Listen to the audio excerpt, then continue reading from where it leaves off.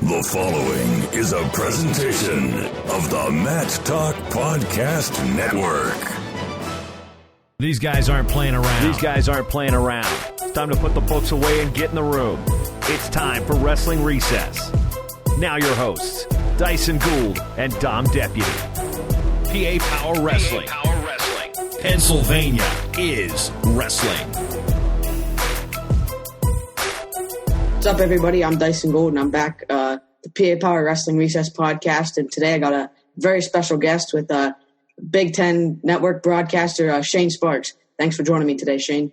Hey, a lot of fun. Looking forward to it. Thanks for having me on. Yep. What's it like out there where you are, and with all this coronavirus stuff going around? Is it kind of like a ghost town, or? Yeah, a little bit. I live in Oshkosh, Wisconsin. It's about 66,000 people. So, yeah, just doing my part, staying in, not doing a whole lot. Just, good opportunity to watch some wrestling. ESPN's got the 2013 championships going on today. And I think there's a 30-30 that I'm looking forward to watching. And, yeah, just hanging in there like everybody else. Yep. What are your thoughts about the NCAA cancellation? Oh, it's a bummer. It's a bummer. When you look at college wrestling, it's the showcase event in our sport. So, yeah, really disappointed. But I think as much as anything, just a good level set as far as perspective. Could be a lot worse. But no doubt disappointments. I was really looking forward to it. A lot of great storylines as always. And bummed out, but, just looking forward to getting back next year, hopefully. So after the Big Tens, and that's kind of when everything started, the snowball effect of everything getting canceled, maybe when you got home from the Big Tens, did you think that it was going to get canceled, or did it ever cross your mind maybe that it was going to get canceled? We did the Big Ten's championships. We're at Rutgers on a Sunday. At that point, I'd be lying if I said I had any idea what was going on. But then it was, when the NBA got canceled, I think that was the first, real big domino that dropped. And that's when I thought it was just inevitable that it was going to be canceled. Then they initially had said it was going to be with no fans. And it's funny how things change, because at that point, when it was going to be with no fans, I would have still been there. But you got to have the fans. The energy that fans ignite into an event is huge. So I was bummed out about that. But, little did we know that, heck, I'd kill for that now. It would have been... Yeah. It would have been a bummer, but, based on the circumstances, it would have been the next best thing. It's kind of a wrestling analogy. You lose a match, what do? You get hyped up for the next best match and try to win that one. So, yeah, it's crazy how this is happened. How about you? How's it been for you where you're at in Pennsylvania? It's Punxsutawney is not too big, but it's not extremely small. So got a decent amount of people, and I was just at the store before this, and there was quite a few people there actually, but I've just been no school, so just staying home and doing some podcasts and watching wrestling. And the groundhog this year, correct me if I'm wrong, saw its shadow back in, right? I think it was early spring. I honestly don't even really know. Okay. I'm not sure. I don't pay attention. Good stuff. So there's been some speculation about wrestlers getting seventh year. What do you think about that, and maybe the chaos that it would cause if they did give the seventh year with commits and stuff like that? Yeah, it's so unfortunate. This is an unfortunate situation. It's a very unique situation. So, there's been, really nothing like this in any capacity to this level. And I think anytime you have something like this, ultimately it's it's stopping the domino effect.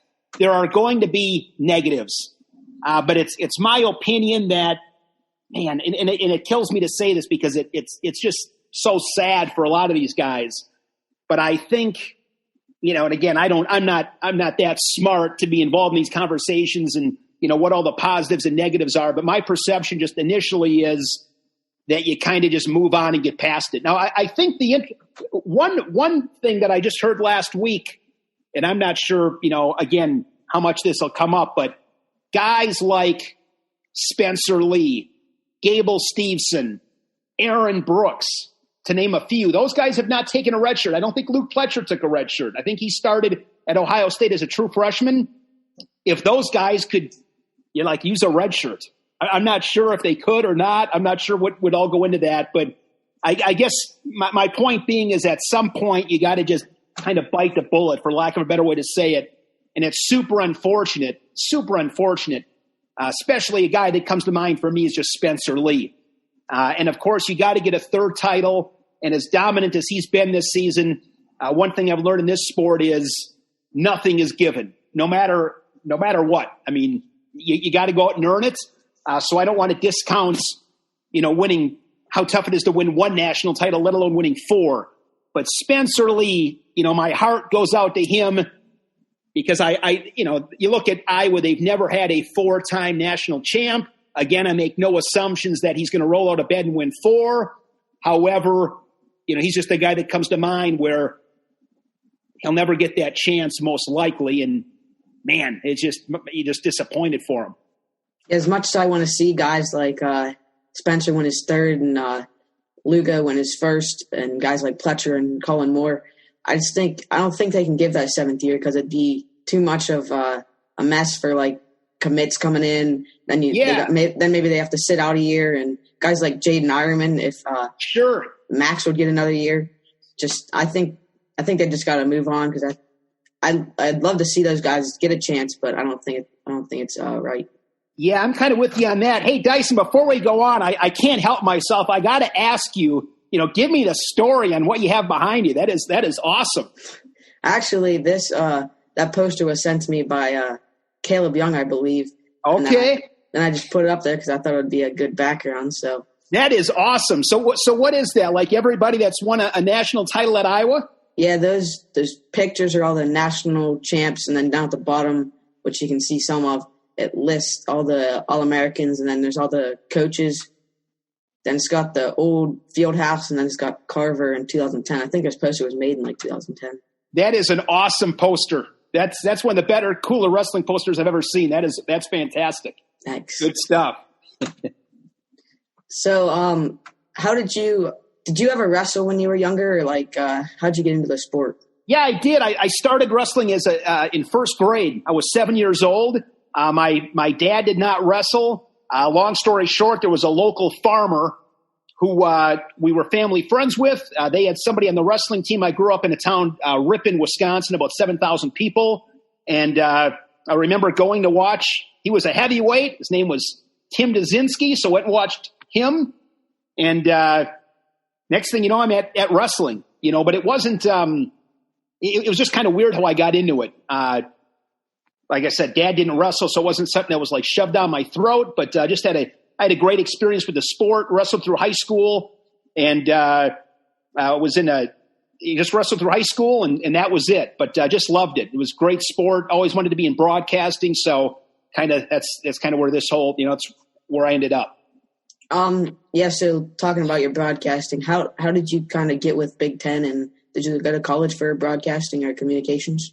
You know what? It's a crazy story, Dysen. I did not go to a 4-year college. Long story short with me is when I was, 20 years old, I had a son. So he'll be 24 in a couple months, and it's been great, but that definitely, led me down a different path. So I ended up going to my oldest son, Austin. When he went to kindergarten, I always wanted to be in broadcasting. I had to do some different jobs because, different responsibilities, but I went to a little radio school in Arizona. I was there for 4 or 5 months. It was just this little hole in the wall, but I knew that it was just really important to network.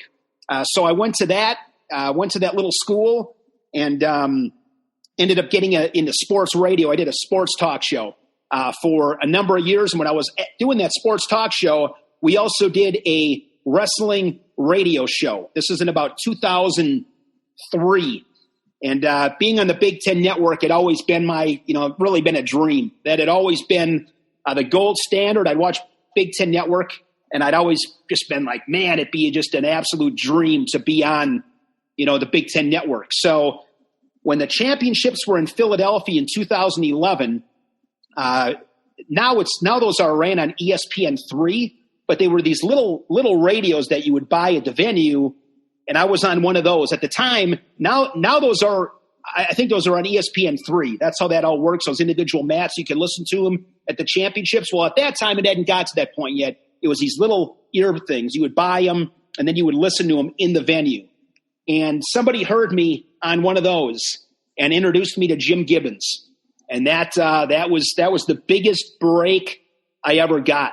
And next thing you know, just the timing of things. Timing is everything. Just the way the timing was with Big Ten Network and what they were doing. Got introduced to Jim. He introduced me to a guy named Doug Brooker. And the next year I was doing mat side reporting for Big Ten Network. And that was the biggest break. Super grateful for that opportunity for sure. Talk about what it's like to be working with guys like Jim Gibbons, legendary coach, and Tim Johnson. It's the best. It's the best. Those guys are so awesome. I mean, just Tim Johnson's taught me to be a pro's pro. I mean, you will not find anybody that can find a bad word to say about Tim Johnson. He's just been so supportive of me. I mean, I love Tim. I love Jim. They've become good friends, the relationships I have with those two guys. And I think this is wrestling or sports in general. You always hear people talk about the relationships. And the relationships I have with those two guys go far beyond wrestling. I mean, I consider them both, close friends of mine. I've learned, Jim Gibbons knows more about wrestling. I mean, Jim Gibbons has forgot more about wrestling in the last 10 minutes than I'll probably ever know. I mean, he just knows what he's talking about. I mean, he's won at every level. I mean, high school, college, he coached the national championship team. He knows a ton about wrestling. And so I've just gotten to know a lot about wrestling from Jim. Tim, like I said before, I think as much as anything has just taught me how to be a professional, how to treat people, very humble guy. So those guys, to answer your question, it's just been awesome. I couldn't work with two better guys. So this year we saw you commentating some of the matches with one of those guys. And yep. Was that your first year doing that? You know what? The very first time I got to do play-by-play on Big Ten, it was Jim and I doing Minnesota, Penn State's top 5 matchup. I believe it was in 2015. So that was the first time. And then these last 2 or 3 years, they've continued to give me some opportunities on the play-by-play side, working with both Jim and Tim as my analysts, and it's a lot of fun. So sometimes we see you on the play-by-play, sometimes we see you on post-match interviews. Which one do you like better? It's not even close. I mean, I would say this. I love it all. But play-by-play, there's nothing like it. Because and the reason I would say that is, play-by-play you really control. Your play-by-play is really based on your preparation. I mean, we get – one of the coolest things with this job is we do coaches calls with the coaches, half hour, 45 minutes that week. And being able to listen to a Tom Brands or Cale Sanderson, Tom Ryan, all these guys, first of all, they're awesome guys. I mean, the coaches in the Big Ten are so accommodating, help us do our job, help us to spotlight the sport the best way we can. And that's really unique, I think, to wrestling is how helpful everybody is. But to get to be on those calls is really cool, but your preparation is everything on play-by-play. Where when it comes to doing the mat side reporting, that is so much more difficult. I mean, that is a extremely tough job because, you just don't know what you're going to get. I mean, you could ask a great question, maybe not get a great answer, but on the flip side of that, you could ask maybe not the best question, get a great answer. A lot of that hinges on who you're doing it with. So, over the years, there's been some real great moments. Zane Rutherford beating Logan Stieber. Remember getting Zane off the mat? That's one I remember. Tony Ramos was always phenomenal. Tony Ramos was always a great interview. I remember interviewing him when he pinned Jimmy Gulabon inside a Carver. Place went crazy. And then, of course, the one that is probably the most memorable was Sammy Brooks with the mullet. That was I could do this for 200 years. I don't know if we'll ever get an interview like that before. That was classic. That was a lot of fun, and I had no idea that was coming.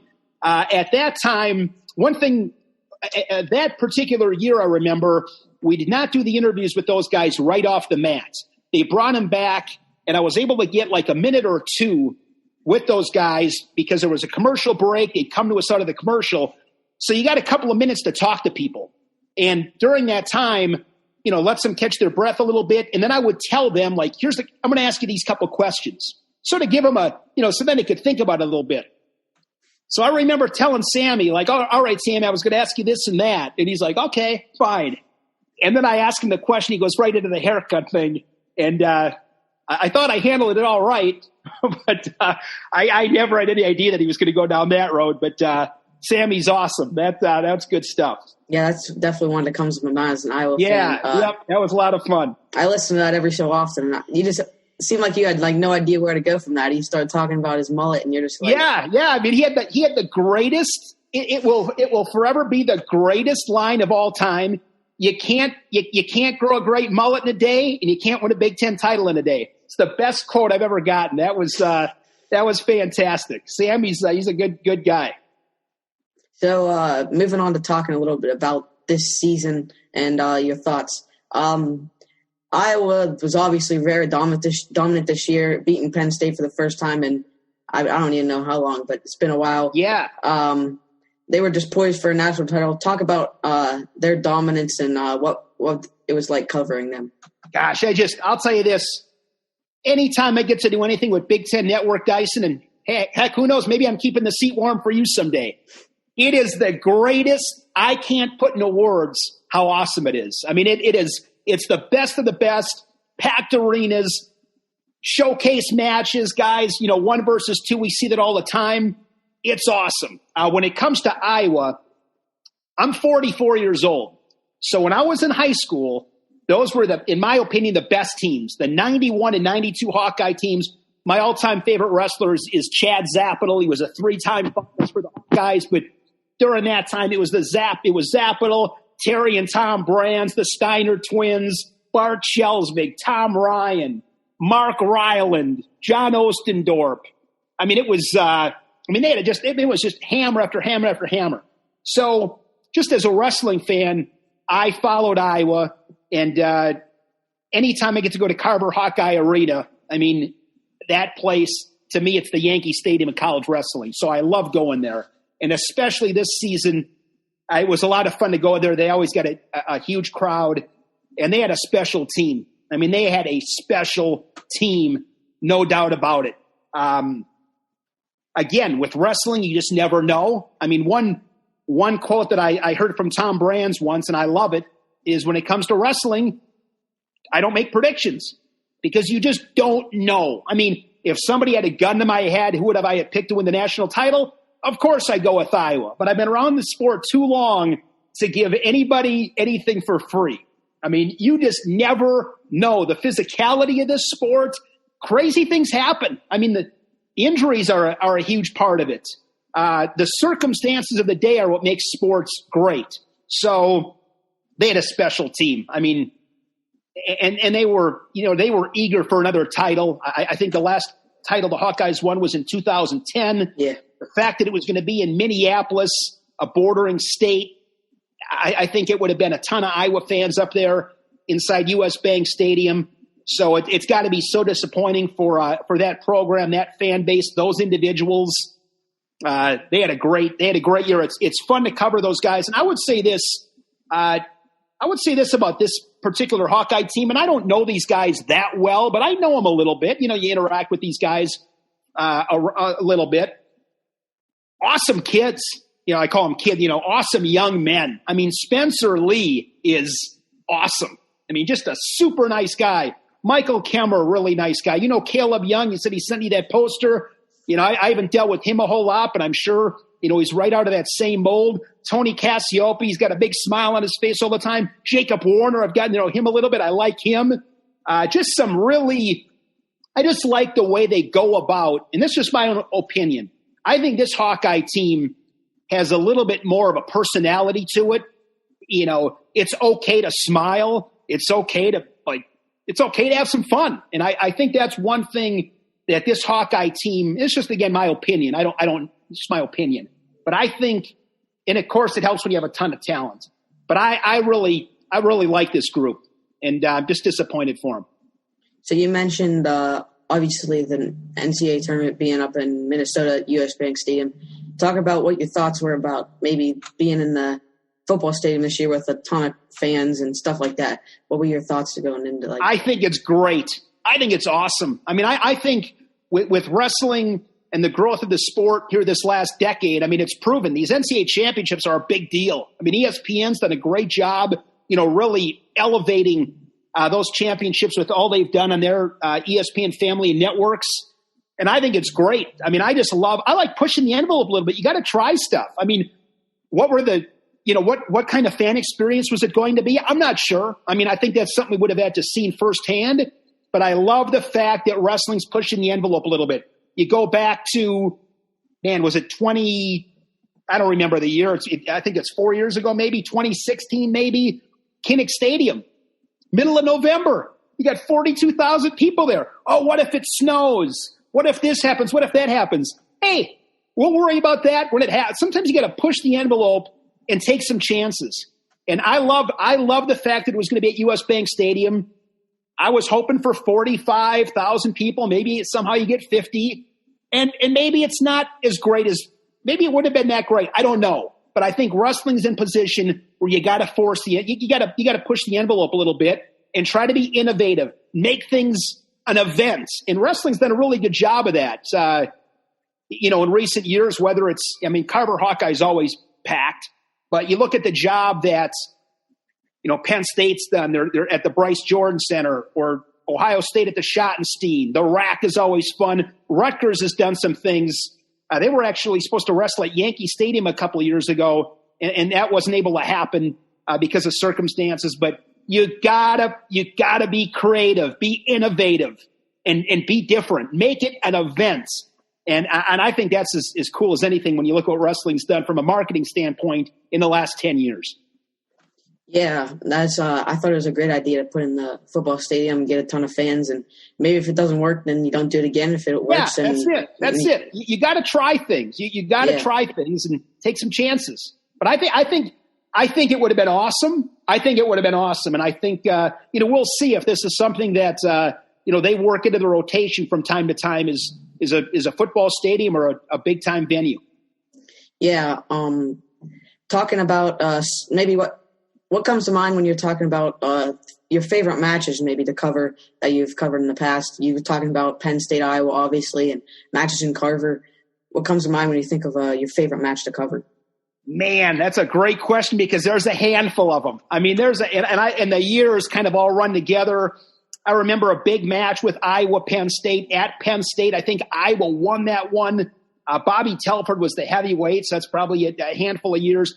The strangest match that I ever did was Minnesota, Iowa. It was at Carver, and that was the match where Sam Brand-Cale pinned Thomas Gilman. That match was weird. Like, there were like 3 or 4 what I would consider upsets, surprises. And as crazy as it was, I don't even remember who won it. I don't even remember who won the duel. I don't remember. But it was a crazy match.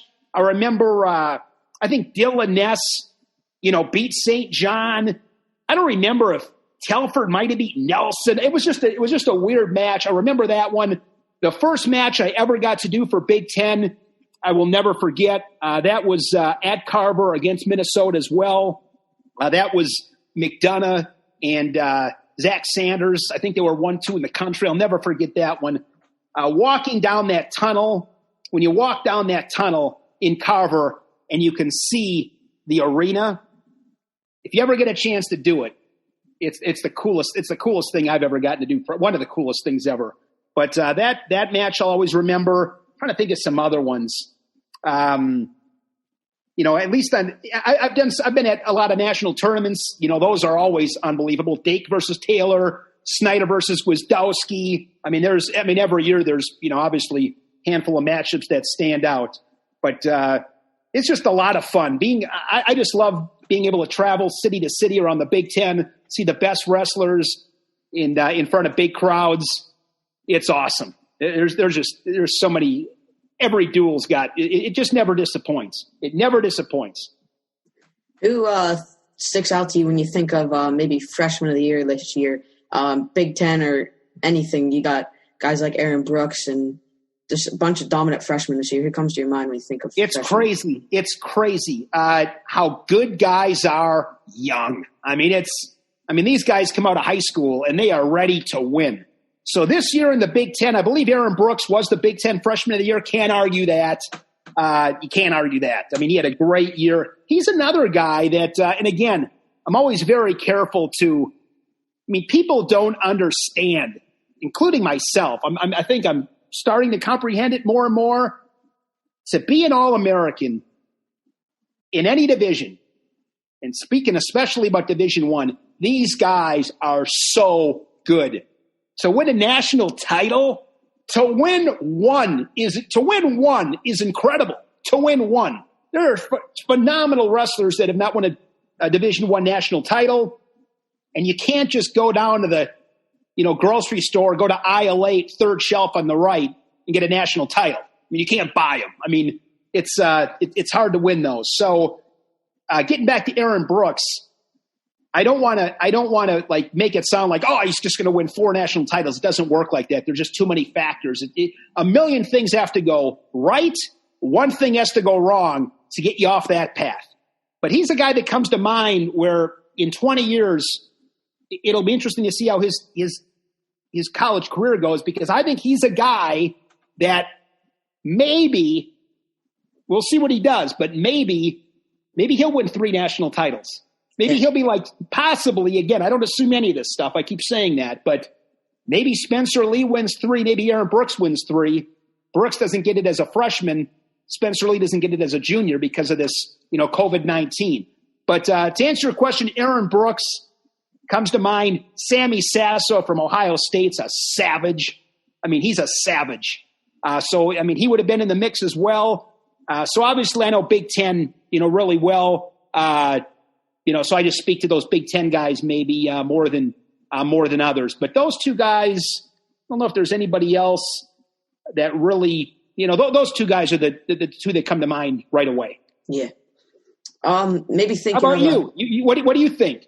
I definitely, if I had to choose one, I'd definitely take Aaron Brooks. But like you said, Sasso was pretty good this year, and Cassiope was pretty dominant, I think. Yeah, he had a great year. Yeah, Cassiope had a great year. Yeah, I think he only had a couple losses. He lost to Paris. That was it. Paris and Stevenson. Yeah, that was it. And then he was a pinning machine too. Tony's great. I mean, he had a great season for sure. And now it'll be interesting to see if he's able to, because in my opinion, I think Stevenson, quite frankly, is at his own level. I think Paris is phenomenal, but he's not quite at Stevenson's level. And then I think, Cassiope starts that next tier. So I'm always interested to see, if guys can close the gap. Stevenson right now, kind of being at the top of the mountain, will he stay motivated, which I think he will. But it's one thing at this level. Guys are coming for you every day, every single day. And that's college wrestling. What makes college wrestling so fun is when those guys toe the line. They don't care how many state championships you've won. They don't care what you did at Fargo. They don't care they don't care. They want to beat you, and they believe it. And Terry Brands once said, when you got 2 guys that toe the line expecting to win, that's when you got a dogfight. And that is what I love about this sport. Guys that expect to win, you better be ready. Better be ready. So talk a little bit about next year's team race, maybe with Michigan. They had a ton of guys on Olympic redshirt this year, so they'll have a ton coming back next year. Iowa's only losing Lugo, and probably going to have Max move up to 49 and possibly Ironman at 41. So really not losing too much talent, if maybe possibly gain some with Ironman. And just what are your thoughts about the team race next year in the Big Ten? With Penn State's got Starocki and Michael Beard, Joe Lee, guys like that, younger guys coming into the start lineup. I'll tell you this, Dyson, every single year, I think I've been doing Big Ten Network for 9 years. Every year, I think it can't get any better than this. It definitely can't get any better than this.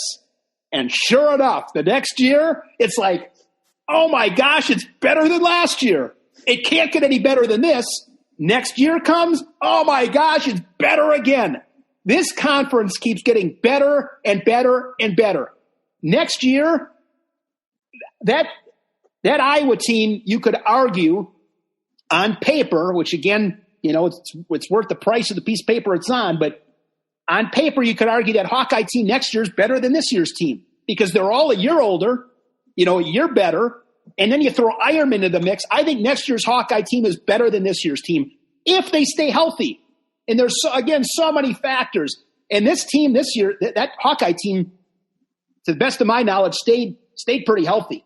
Yeah. I mean, they have the same guys in there. So they'll be phenomenal. You nailed it. Michigan's team next year is no joke. That team is legit with Micic is back, Amin's back, Massa's back. I mean, you still got Paris. You got, Matten. Matten will be back. I mean, Kanan Storr's back. That Michigan team next year is going to be stacked. I'd have to sit and look at like Nebraska. They had a really good Big Ten tournament. I don't think they lost a ton. I don't think Nebraska lost much. Mark Manning will have those guys ready to roll. You can't count out Penn State. I mean, they're going to be right there again. They'll be better. I mean, Penn State's team next year, although, I say that you're obviously losing Hall and Vincenzo. So, but they'll be good. I mean, they're Penn State. I mean, they'll be phenomenal. And then you look at, another handful of teams. I'll tell you, like Team Rice, Cornell is going to be really good. Oh, yeah. Cornell next year. They got a ton of young guys coming in. Yeah. So Cornell's another team. So I think next year for college wrestling, man, it's going to be phenomenal. It'll be another great team race. That'll be a great team race next year. Like you said, this year I thought was amazing, but now that we talk about it, I think next year might even be better. I think so. Even just in the Big Ten with Michigan, Penn State, no Nebraska, doubt. Iowa. I mean, and I'm sure Ohio State's going to be tough too. Yep. They were down a little bit this year, kind of maybe a rebuilding year, but they'll definitely be back up next year. Losing Pletcher and Moore, but I'm sure they got guys to fill in for those spots and going to be tough. Yep. Nebraska, there's no easy way. Yeah.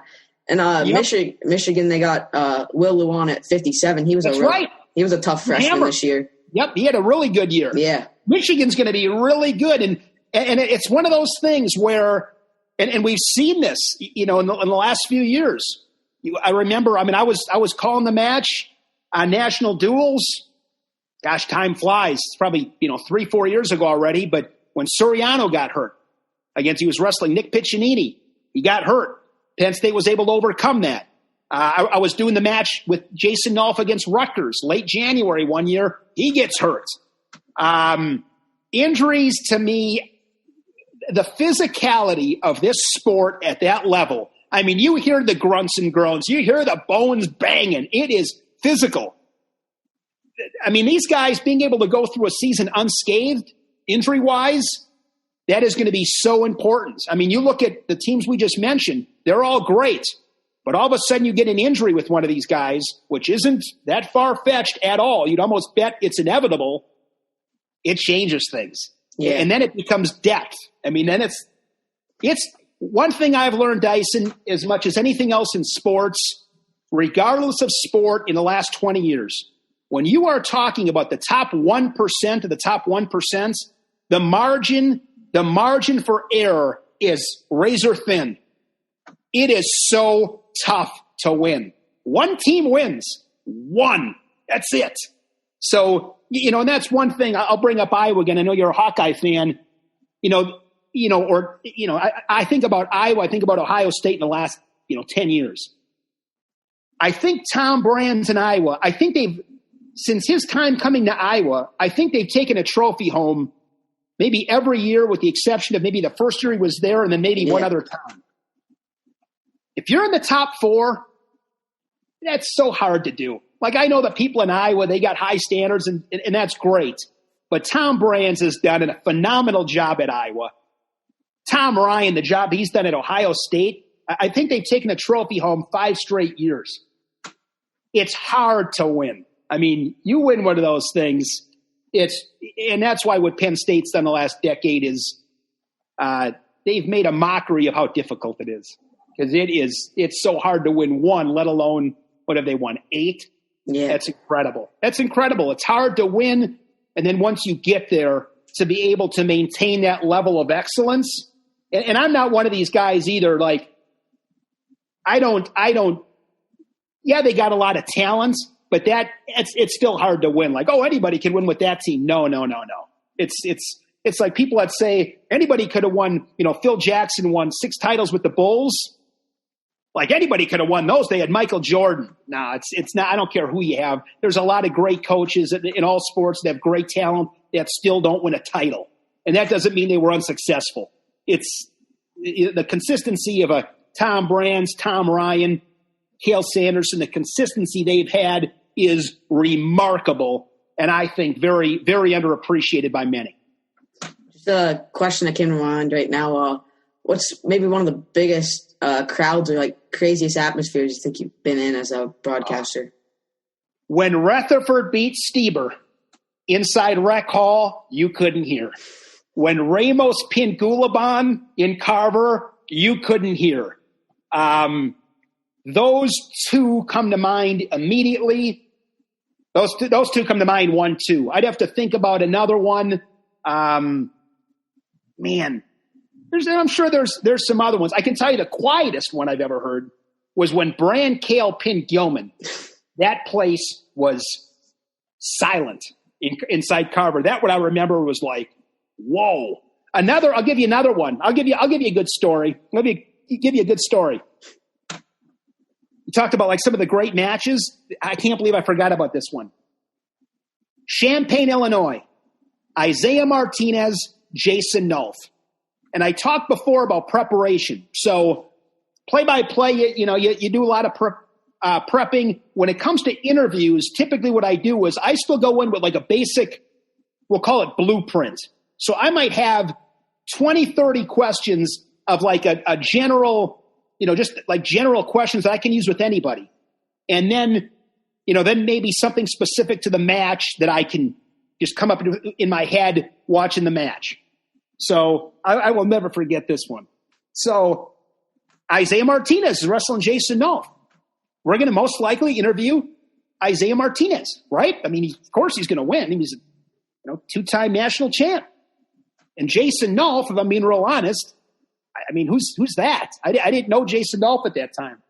So, and I will never forget this. We actually did a pregame segment with Isaiah Martinez. That we did it before the duel, and it was going to play in the intermission, which it never played in the intermission.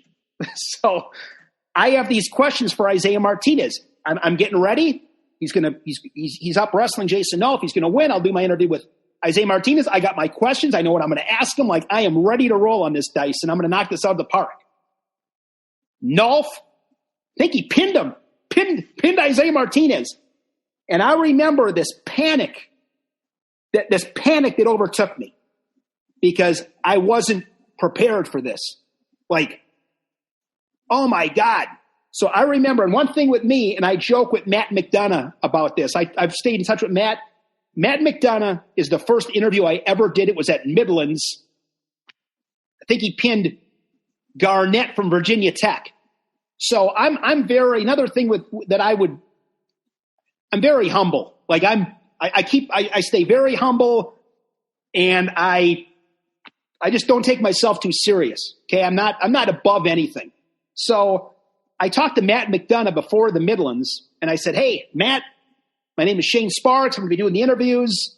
And I think I basically said like, "Hey, I'd love to do an interview with you. And basically like, can you help me out?" So McDonough did a great job. Jim Gibbons later asked me, he's like, "How did you get McDonough to talk that much?" It was, so just being really normal with these guys. So Jason Nolf, I go over to Jason Nolf after he pins Martinez, and I'm like, I flat out told him, "Jason, I got to be real honest with you. I didn't think you were going to, I was just kept it 100, as you would say. Like, I didn't think you were going to win this thing. And I'm not prepared." Like, I was 100% honest with him. And this was the moment that I will never forget, this moment where I realized Jason Nolf was going to be some kind of special. He looked at me, dead serious, and he goes, "Yeah." He said it just like this. He goes, "Yeah, I knew I was going to win." And I was like, Holy balls. That's what I remember thinking to myself, like, wow. And then we did the interview. I had a couple of minutes to talk to him. And I think maybe just off of him telling me, that was probably my question. I'd have to go back and watch it. But I probably went somewhere in the direction of, hey, a lot of people might have doubted you here, but you had that self-belief. Speak about that. I'd have to go back and watch it. But I remember, so I learned something that day, like, never assume anything. There's nothing given in that sport. Always be prepared. And Jason Nolf's mindset, that'll always stay with me. Just that self-belief he had, and obviously went on to become one of the all-time greats. What's maybe some advice you could give me? Because I go to some tournaments with like Media Pass and get some post-match interviews. Like you say, you have those like a blueprint with some general questions for everyone. What are like maybe examples of those questions and some other advice you could give me? Yeah, I would tell you this. Here's the advice I'd give you. When it comes to broadcasting, Dyson, or probably anything, is I don't have some fancy college. I don't have a college degree on, broadcast journalism. So, which is, kind of crazy. Because I got Big Ten Network's it's a big deal. It's a great opportunity for me. I think I realized very quickly networking. Get to know as many people as you can. Networking is humongous. There's just nothing like it. The other big piece of advice, and this doesn't even really have anything to do with broadcasting. I think it's just life in general. Be kind. Be nice to people. Treat people with respect. Don't think you're that, get over yourself. Don't be a big deal. We have these stage managers that come to our events, and they're a big help and help us with different things on the broadcast. But, I remember, one lady asked me once when I got there, she's like, hey, Shane, can I get you a water? And I'm like, hey, I really appreciate that, but you tell me when you want a water, I'll get you a water. Shaking hands with the people that are running court or doing the cameras, because everybody's in it together. Nobody's any more important than anybody else. It's a complete team effort. I have a rule. Nobody picks up my garbage. Nobody touches my garbage. I pick up my garbage. Nobody else better touch it. I do that. Just treating people where when you walk, when they have an experience with you, they walk away and go, man, Shane's a nice guy. God, I really liked working with that guy. That to me is the most important things. You want people to like you and have a great experience with you. I'm telling you, you could be the most talented guy in the world. If you are not fun to work with, they will find somebody else to replace you, because you got to have that good vibe. So I think those things are super critical. And then specifically from a broadcast standpoint, it just comes down to preparation. It comes down to preparation. Like I said, having a series of questions, just staying ahead of things. Not being taken off guard like Jason. Jason Nolf taught me a lesson that day. I'll never forget it. It was very valuable for me. You got to kind of learn. It's kind of like, with a little kid, when you tell him the stove's hot, he doesn't understand how hot the stove is till he touches it. So when you talk about how important preparation is, the time that you're on your heels, not prepared, that's when it really hits you like, oh my gosh, I didn't realize how bad this was going to be. And it ended up working out. But, being prepared. And I think another thing too is, whether, again, this stuff goes, I wrestled, so that's a sport I know. And I speak a lot about mindset. The coolest part about this job, Dyson, is I'm not wrestling, but I feel like I'm wrestling. Like when I wake up in the morning, I don't need an alarm clock. You know why, Dyson? It's match day. I get to compete. It's kind of a psycho thing in my head, but I feel like I'm wrestling. Like I wake up in the morning in my hotel, I might have a Penn State, Iowa, Ohio State, whoever it is, big matchup. I get fired up for that. I get to be the guy that calls this match, and I go through a bunch of stuff in my mind. It really is like, I feel like it's like going back, and I just wrestled in high school, but I feel like I go back to that, and in my mind, you always hear about, you're a Hawkeye fan, you always hear about those Iowa guys, Terry Brand says it all the time, you better be ready. You better be ready. And I always have that in my head, like, be ready. How did I sleep? Am I prepared? I love, one thing that's cool for me is when the national anthem plays, greatest song in the world, that national anthem, I get to put the headset on, so it's like putting a headgear on. So it's kind of like those weird little things where I'm ready to roll. So that's a lot of fun. But mindset, believe it in yourself. Like believe that you're ready. You're going to do a great job. You get some butterflies, you get some nerves, which is kind of fun, and then make it happen. Go out there and get after it. Put on a show. It's fun. So you obviously traveled to a lot of college towns, and maybe in between, from going to one college town to another, what's maybe a couple restaurants that stick out to you? Oh, man, that's a great question, Dyson. There was a place come on, Shane. There's a place in Iowa City that had the best, like, chicken, and it had, like, peppers and stuff, and I can't remember what the name is. It has since changed names. But I used to go there. Gosh, I wish I remember the name of this place. God darn it. That place comes to mind. That place was number one. Love going to that place. There's a place in State College that's really good. It's a brewery. I don't remember what the name of it is, but I go there every time I go to State College. Ohio, Columbus has right by the hotel that I stay at. It's got a good little Mexican restaurant. Tom Ryan and I have gone to that place. It's really good. He took me there once. Let's see. That one in Iowa, and I wish I remembered the name. I'll think about it at 2:30 in the morning. I'll be like, oh, that's what the name of it was. But place was so good. In Iowa City, there is a donut place that's really good. Again, I wish I remembered the names. I know where they are. I know how to get there. What's that? Hertz. Got it. You might be right. I think you're right. I saw a picture on your social media one time with the donut. That's the place. The place. That donut place was really good. That place was really good. So yeah, I know. Oh my gosh. I can't believe I forgot about this place. Bar Luchador, Minneapolis, right by, right down the street from Williams Arena, right down the road from the Graduate Hotel. Bar Luchador, absolutely amazing tacos. It is. If you like tacos, Dyson, check that place out. It's fantastic. So yeah, I love restaurants, and it's funny you bring that up because that's one of my favorite things is being able to go to these restaurants when I'm in those cities. It's fun.